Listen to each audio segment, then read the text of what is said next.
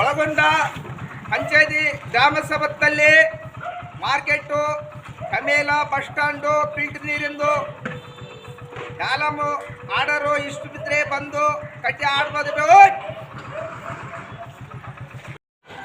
major గ్రామ పంచాయతీ ప్రజలందరికీ తెలియజేయడమేమనగా 2025-26 సంవత్సరానికి సంబంధించిన వేలముల ప్రకటన